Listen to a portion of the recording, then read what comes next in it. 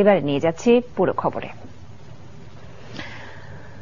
বাংলাদেশের জনগণের চাহিদাকে প্রাধান্য দিয়ে তার সরকার মানবাধিকার, বাক স্বাধীনতা, ন্যায় বিচার নিশ্চিত করার জন্য প্রয়োজনীয় সংস্কার করবে বলে জানিয়েছেন অন্তর্বর্তীকালীন সরকারের প্রধান উপদেষ্টা অধ্যাপক মোহাম্মদ ইউনূস।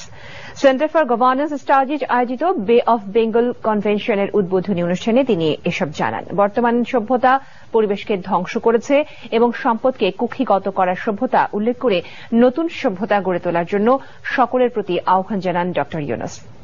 নজরানা চৌধুরীর রিপোর্ট। একটি ভঙ্গুর বিশ্ব প্রতিপাদ্য নিয়ে সেন্টার ফর গভর্নেন্স স্টাডিজ বে অফ বেঙ্গল কনভেনশনের আয়োজন করেছে। রাজধানীর একটি হোটেলে 3 দিনের এই কনভেনশনের উদ্বোধন করেন প্রধান উপদেষ্টা অধ্যাপক মোহাম্মদ ইউনূস। এ সময় তিনি বলেন, 16 বছর বাংলাদেশের মানুষের উপর জগদ্দল পাথরের মতো বসে থাকা একটি ফ্যাসিস্ট সরকারকে যেই ঐক্যের মাধ্যমে উৎখাত করা হয়েছে, সেই একতা ধরে রাখা গেলে নতুন একটি সভ্যতা গড়ে তোলা সম্ভব। I'm always a compulsive optimist. I always believe in the power of idea, power of imagination. I keep on insisting, if we can imagine together, it becomes irresistible. Let us imagine together. Let us create a new civilization. This civilization has failed us. From environmental perspective alone, it has turned out to be a self-destructive civilization. From economic perspective, it has led to extreme accumulation of wealth. When we work as one, we have the power to change the course of history, like we have done in Bangladesh 100 days back.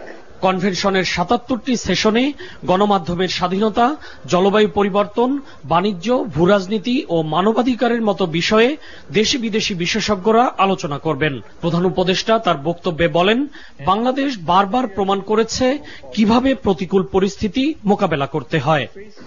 Voices of the entire nation, voices that have demanded change, voices that continue to push us all to build a future based on human rights, freedom of speech, justice and inclusion. এই কনভেনশনে বিশ্বের 80টি দেশের প্রতিনিধি ও আলোচকরা অংশ নিচ্ছেন। নজরানা Chowdhury, NTV news, Dhaka. বঙ্গোপসাগরকে কেন্দ্র করে বাংলাদেশ